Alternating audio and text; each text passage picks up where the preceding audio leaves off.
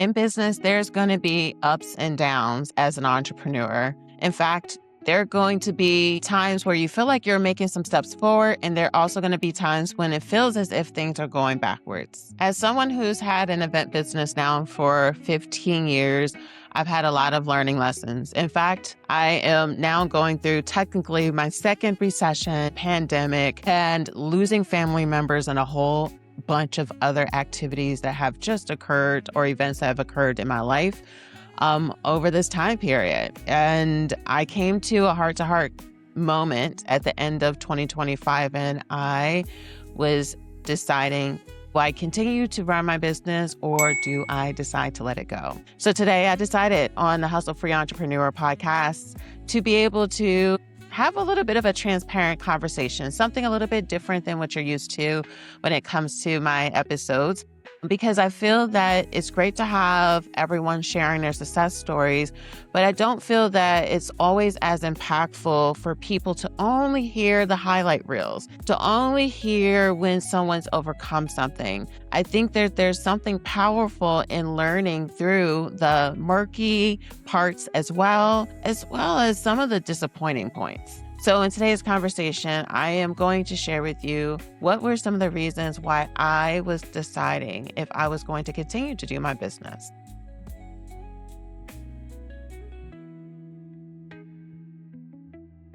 For those of you that are new to the Hustle Free Entrepreneur podcast, hi, my name is Jessie, and I specifically focus on community engagement activities. And I enjoy what I do. And I started my business as a passion project, which is really something that's super common with inside the event industry. I find that most people that I talk to that decided to get into events is because something happened and people like, oh, you're really good at this. Why don't you start this as a business? People will pay you for this. And people are like, you know what? You're right.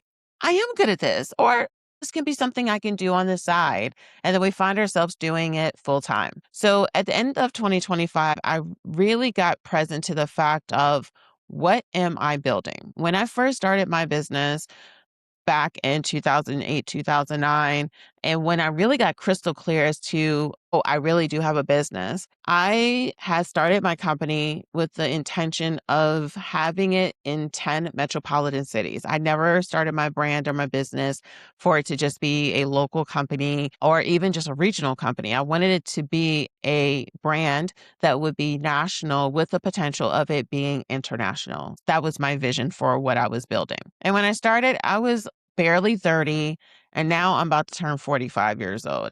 In fact, in 2 days, I turned 45 years old. When I first started, I was super ambitious about everything I was doing. I had to learn a lot of lessons on operations. I had to learn a lot of lessons along the way. And that's kind of where a good amount of the information that I share on this podcast or on any of my other platforms is really rooted in, is all the lessons that I've had to learn through trying to build a national brand and wanting to help other people with being able to avoid those things. So one of the things that really hit me around turning 40 was I had to come to terms with the fact of, okay, I technically will be retiring or aim to retire or hope to retire or be slowing down in the next 25 years back then, 25 to 30 years. I'm like, what do I really want for my life to look like in the next 10 years? Can I truly do the type of business that I'm doing at the capacity that I'm doing it now in the next 10 to 15 years? At 40, I came to terms with, like, I don't really think I can. Not in the way that it would require for me to continue to sacrifice in my personal life and my peace and my family and things of that nature. It just wasn't something I can see. And for those of you that have been in the event industry, you know, even if you're making a lot of money inside of events, you know it's a grind. A lot of us are working long hours. It can be very strenuous on us physically for those of us that are doing actual services. Mentally, for those of us that are designers and happen to be creatives, like it can be very taxing, either physically or mentally. And that's where I was coming from. It wasn't because my company wasn't making money. In fact, my company has been doing really well. But one of the things that hit me, especially in the pandemic, And coming out of that was the fact that I had to rebuild. For those of you that are in social events, that is the benefit, is that I find that there was a surge and uptick in all of these great opportunities within social events. If you've listened to any other of my episodes before or anything on Green Eyed Ambition, you know that is not my ministry. I am not called to that. I am not inspired by it. It does not bring me joy. And if I'm going to build a business, I want it to be something that I actually enjoy, not just because I'm making money at it, because there's a lot of things I can be doing just to be making money. But I want to be doing something that actually feels like it's aligned to my calling and my purpose. So one of the things that I faced was just like, okay, this is not something I can really do in the next 15 years, that I would not want to do in the next 15 years.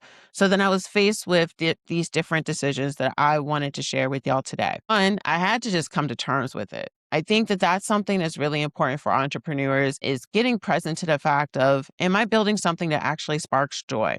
Because if not, that will impact how we're running it, how we treat our customers, how we stay excited about new innovation, how we're just relating to our overall business. Like, you don't want it to be that when you go to events, like, you just kind of like, okay, just get through it, just getting through it, just getting through it. You don't want it to feel that way. And when you aren't inspired by what you do, it doesn't feel good. And I think that sometimes the reason why people hold on to the businesses that they build is because they put their hard work, sweat, money, tears, sacrifice into seeing this baby of an idea turn into whatever it turns into. And so what we sometimes find ourselves doing is putting our value in what it was able to have success in, or how it quote unquote failed. And so when we're in those positions, what happens is that we just don't want to walk away from it. So we just continue to let it continue to hemorrhage. We let it to continue to not spark joy. And we find ourselves in that position just because we haven't really come to terms with what is really going on. And it's okay with wherever you are in your business. And I think that I hope that this frees some people, because some people may just be really holding on to a business that doesn't excite them anymore.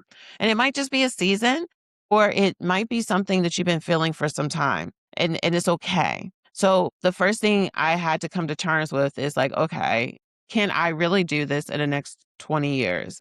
I just can't see how without it eventually just not being exciting for me. And so once I came to terms with that, it made it easy for me to come to this idea of, is it that I need to change how I'm doing it so that I can continue to do it? Or do I set up this business so that I can eventually sell it to someone else? Or the third option, do I just close the business? It can be any of those three. And that's what I've been spending the last couple of years of thinking, like, do I repivot this business so that it is something that I would actually want to do, something that won't require for me to do more than a specific amount of events in a year, that still is able to pay me what I need to be paid. And here's the thing that's been sitting in the back of my mind. Like y'all know I love my numbers. I love data. And it hit me at 40 when inflation was like on average, like 5% a year. And what I did, which may not excite a lot of people, is that I multiply 5% by 30 years. And then I came to terms with the fact of how much more expensive things will be in 30 years. And so what happened was like, okay, things are going to be that much more expensive in 30 years. How? How am I like, how am I going to do this as a business with things being that much more expensive and everything like that, just in my personal life, not even just operational. So that's what hit me, was like, okay, if I continue my business, I don't want it to be that as things continue to increase, as the cost of living continues to increase, while all of these things are changing, I did not want it to be that I was still doing my business model the way that I was doing it. So it was like, okay, do I pivot into another nuance in the event industry, in the corporate space? Do I potentially act as a consultant or a contractor for someone else's agency? I thought about that, but still having my own independent business, but being a resource. And then the second part of it was thinking to myself, myself, if I do want to sell this company, what are the things I need to put into place so that the brand is not attached to me? Because you can't sell something when you're the face. It's very hard to sell something when you're the face. It has to be able to stand alone so that if you sell it to someone else, they have to know that they can still get clients because people love the brand, not just you. And there's a really great book that I always recommend to people that I interact with is there's a book called Built to Sell, and I'll make sure to have that in a link in the description or the show notes so that you can check that out. And it's a really great book because it helps you of understanding why it's important to have more streamlined services so that if you do want to sell your business, that it can exist outside of you. But the other important part is that even if you don't sell the business, but you just want to be someone that checks in once a quarter because the business still operates and you're making money and getting paid from the business without you being there, that's a really good book. Like, so it was like, okay, that's the thing. Or it was just like, okay, do we just go a whole nother route? Close the doors. So I challenge you to think to yourself, like, if you're in the position right now where you're facing some of this inner turmoil, like how I was, just be honest about it. So once I came to terms with the fact that I'm really leaning more towards the first and the second, like I can either realign how I'm doing my business or I can set it up so that I can eventually sell. At the end of 2025, I realized that, you know what? We're going to start 2026 kind of like YOLO. It's like I trust and believe that what is intended for me will be for me. Do not think that the reason why I made this decision was because my business was not still bringing in clients. That is quite the opposite. So there may be some of you right now that know that you need to be doing a big price increase. There are some of you that know that you need to start putting some boundaries into place. There are some of you that know that there's just something that needs to change inside of your business so that it operates to work and satisfy the reasons that you started this business. So at the end of the year, I was doing the numbers and I was like, okay, in order for me to pay myself what I really need to be making without me aiming for large numbers of events, because it just takes so much mental energy to do that. So what I did is I looked at my numbers. I had to look at how my business was currently structured and what would make the most amount of sense going forward for me to either continue to do the business long term or to potentially leverage the brand so that I can sell it. So I made the decision at the end of last year that I'm just going to YOLO it. I created all of the paperwork, the marketing materials. I did the math, I did the data to have clarity on, does this make sense for me to do? So I did send out a notice to my clients at the beginning of January, and it was scary. It was really scary to do that.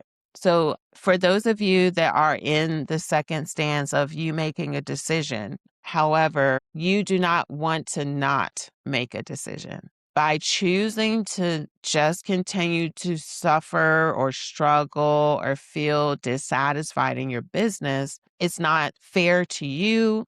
It's not fair to your loved ones. It's not fair to the vision and the dream that you have for your business. And the thing about it is that I knew if I never made that decision, most of my clients had no clue that I was feeling the way I was feeling. And majority of them, when I did go out there and talk to them about what was going on and how I was feeling, they because they enjoyed working with me. They understood the reasons why I was making that decision. They understood my stance on I need to be creating a business that I can be throwing the amount of money I need to be throwing into retirement accounts. I need to be able to create a business that ultimately is going to give me the kind of lifestyle that I want. And the kind of lifestyle I want is not ones where people think they can call me all the time. It's not one that I'm feeling anxious. It's just, I just don't want any parts of it. Like, I am really in this space of wanting to have a life that is full of moments, joy, and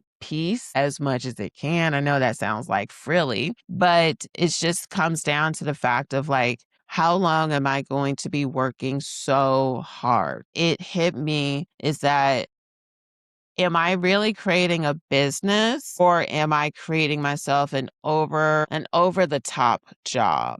And that was a hard pill for me to swallow, because the thing is that I do feel that businesses have reasons and seasons. And I do believe that industries shift. And like, think about years ago, like because I remember in my teens, Blockbuster was the number one thing. And then Redbox came out. And then I don't think there's a lot of Red boxes because they just put streaming. Like, industries change. So how I was doing my events and who I was serving earlier in my business, those things shift. The industry shifts. The needs of the industry shifts. And that's why it's important for me on this podcast to be able to have different people with different types of sections of the industry to come and talk to y'all. Because every one of us will have some kind of shift, be it personally or industry wise. And it's going to come down to, am I going to continue to allow for myself to grow and shift along the way? And it's important for us to allow us a space to be able to be honest about that. So the third part about it is just really taking that step and being okay with the answer. So what I'm doing is I went into this year knowing that, okay, this is the problem. Here's the solution. And then I'm going to see what the results are going to produce. So I changed my business into a retainer model. And I've been getting clients that are paying me on retainer instead of me having to chase getting all of these individual events. I'm able to sit here and know, okay, this client's only going to be working with me 4 times a year. Awesome. This is what I'm making, which is not including me actually providing the services. It's just for my skill set, my talents, and what my business needs to make so that I'm able to do what I need to do inside of my business. So my goal is that by Q4, I will have a better understanding of what's working with this new model. I will be able to understand how else I can continue to shift in this business to be able to see, do I continue to do it? And I am not connected to the outcome. I am connected to the fact of, you don't make any of the shots you never take. You never create the businesses that you're too scared to actually allow yourself to build. And also, it's important that things just change. Like, I think that if we give ourselves more opportunities to be able to just be honest, and if it comes down to, at the end of this journey, at the end of this year, if it just comes down to saying, you know what, this doesn't make sense for me to do anymore. Or it might be, you know what, I just have to be happy that this is just a part-time gig. Let go of the vision of it being eventually an international brand or any of those different things. I can let that stuff go. And to be honest, I don't know if I even want that kind of work. I would need to charge a high premium to have team members in different places, and it will take some structural things. And again, I don't know if I want to do that amount of work. And I think that it's important for us to be honest about, do you want to do that amount of work? And start to ask yourself why. Why does it matter? And allow yourself to, because I don't feel as if we should be roaming around just letting things happen. I think that there's something about entrepreneurs, definitely those that put on not just their hustle hat, but their true business CEO hat, that allows for you to just think to yourself, why am I doing what I'm doing? And what is my true intention? And being okay with whatever the outcome is. Because the more you look at the numbers, the more that you look at why you're doing what you're doing, the more that you're present to what are the trends that are happening and how does current events impact your business, not just today, but actually impacts your area in the next 5 years. There's something powerful about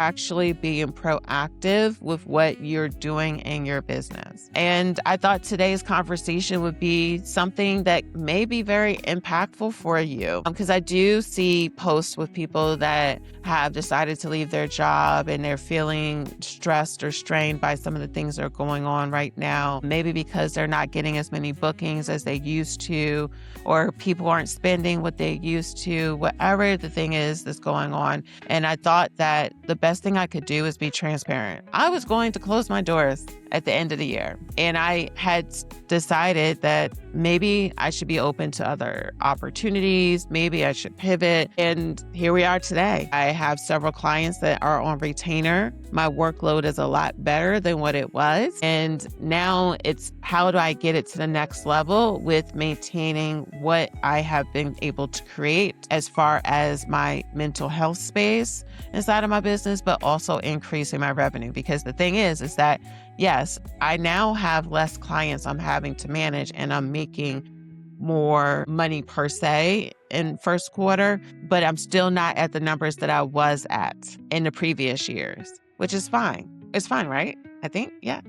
But I knew that I was going to lose some clients. I did lose some clients I worked with for 10 years, but I just could not continue to do it the way I was doing it. So I hope this is giving you some courage to make the decision or just have the honest conversation with yourself today. And if you are a kindred spirit and you've been feeling a little bit burnt out by your business, despite you being organized, despite you being that boss that's running your business, maybe some things have changed in your finances. Maybe some things have changed with your customer base. It's okay to feel however you feel right now. We've all have felt that way sometime. I know that social media only wants to show the highlight reel that everything is great, but sometimes things can be challenging. And sometimes it just comes down to facing what's going on and finding a solution. So let me know how this episode was able to resonate with you. Please give me any feedback, and I look forward to you coming back to the next episode.